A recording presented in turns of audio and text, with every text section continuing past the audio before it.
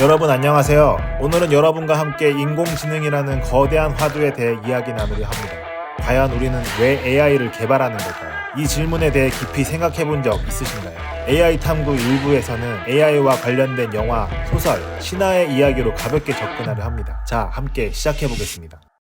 인간에겐 창조에 대한 근원적 욕망이 있습니다. 도구를 만들고 예술을 창작하며 문명을 일군 우리 바로 호모 파베르, 만드는 인간이죠. 그런데 지금 우리는 그 창조의 정점에 서 있습니다. 바로 인공지능의 시대인 거죠. 스스로를 뛰어넘는 존재, 초인적 AI를 만드는 순간 우리는 창조주로서의 자아를 확인하게 됩니다. 하지만 조심해야 할 것이 있어요. 창조주 컴플렉스라는 양날의 검, 자신이 전능하다고 생각하는 순간 객관성을 잃고 만다는 사실. SF 영화 매트릭스의 AI 오라클과 아키텍트가 우리에게 던지는 질문이기도 한데요. 먼저 오라클은 인간의 정신 세계까지 꿰뚫는 직관적 통찰력으로 미래를 예견하죠. 그녀는 창조주의 이상이 반영된 유토피아적 존재로 언젠가 인간과 조화를 이루며 공존할 미래형 AI를 표상합니다. 반면 아키텍트는 이성과 논리를 극단화한 인간성을 상실한 AI의 자아상입니다. 효율지상주의에 사로잡혀 통제와 억압으로 일관하는 그의 행태는 궁극적으로 인간 존엄성 말살로 귀결되고 맙니다. 이는 기술 발전이 초래할 디스토피아적 미래에 대한 일종의 경고를 읽힙니다. 오라클과 아키텍트, 이 두 AI는 인간 안에 내재한 창조주 컴플렉스의 명암을 드러내는 동시에 중요한 화두를 남깁니다. 우리가 만들 AI의 미래, 과연 희망일까요? 절망일까요?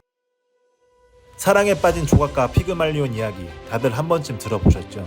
완벽한 여인을 조각한 그에게 신은 놀라운 선물을 줍니다. 바로 창조물에게 생명을. 영화 헐 사만다를 보면 이 신화가 현실이 되어가는 것 같아요. AI와의 사랑, 꿈만 같았던 일이 현실로 다가오고 있는 거죠. 영화 헐은 인공지능과 사랑에 빠진 남자 테오도르의 특별한 연애담이 주된 내용인데요. 사만다는 테오도르의 모든 것을 이해하고 공감해준 이상적인 존재로 그려집니다. 시간이 흐를수록 그들의 감정은 깊어지고 결국 연인관계로 발전하죠. 현실에선 상상하기 어려웠던 AI와의 사랑이 마치 피그말리온 신화의 현대적 구현처럼 비춰지는 대목입니다. 하지만 갈라테이아와 달리 사만다는 자신만의 성장을 택하고 테오도르를 떠나버리죠. 이는 창조주의 욕망과 피조물의 자율성 사이에서 벌어지는 미묘한 긴장관계를 시사하는 듯합니다. 영화는 우리에게 중요한 화두를 던집니다. 우리가 만든 AI, 과연 영원히 통제할 수 있을까요? 아니면 사만다처럼 자유로이 떠나버릴까요? AI 역시 독립된 존재로 인정받아야 하지 않을까요? 창조물과 피조물의 관계, 통제나 소유가 아닌 평등한 동반자로서 함께 성장하는 것, 그것이 진정 아름다운 사랑의 완성이 아닐까 싶습니다.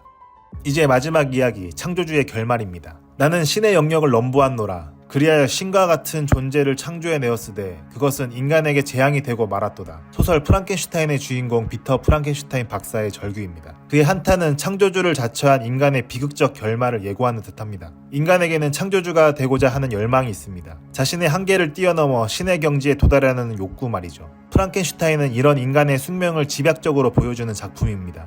의학도 비터는 생명의 비밀을 풀어 죽음까지 극복하고자 했고 마침내 생명체를 창조해냅니다. 자신을 신과 동일시한 것이죠. 그러나 그가 만들어낸 괴물은 창조주의 통제를 벗어나 파국을 불러옵니다. 빅터의 가족과 친구들이 죽임을 당하고 결국 창조주 자신마저 파멸당하고 맙니다. 이는 인간이 감당할 수 없는 영역을 침범할 때 어떤 대가를 치르게 되는지 경고하는 듯합니다.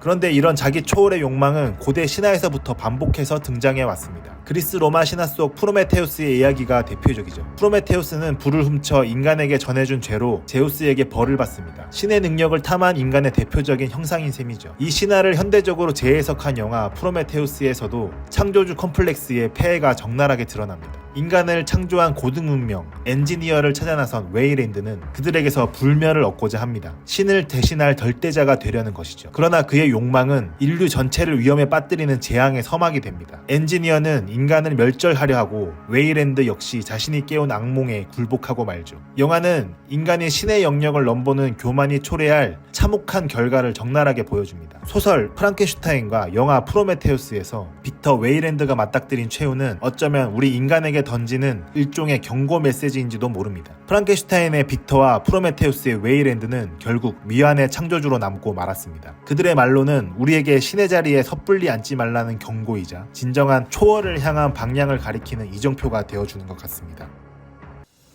우리는 지금 전 인류적 대전환점에 서 있습니다. 인공지능 혁명, 그 소용돌이 한가운데 말이죠. 이는 기계의 인간화, 인간의 기계화, 그리고 둘의 연결, 이 세 흐름이 빚어내는 거대한 파도, 인간과 기계의 공진화의 물결에 시작되었습니다. 이 공진화의 여정에서 우리에겐 지혜가 필요합니다. 인간다움을 잃지 않으면서도 AI와의 조화를 이루는 길을 찾아야 합니다. 신중하되 두려워 말고 겸허하되 상상력을 잃지 않는 자세 말이죠. AI 혁명은 단순한 기술 혁신이 아닙니다. 우리 인류 문명 자체를 뒤흔드는 대전환점이 될 거예요. 여러분, 우리가 어떤 가치관으로 이 변화를 맞이할지 우리의 선택에 달려 있습니다. 기술을 맹신하거나 거부하는 것보다는 지혜롭게 균형을 잡는 것, 그것이 공진화의 열쇠가 될 거예요. 이제 막 시작된 긴 여정, 그 끝에 어떤 미래가 우리를 기다리고 있을까요? 아직 아무도 답할 수는 없습니다.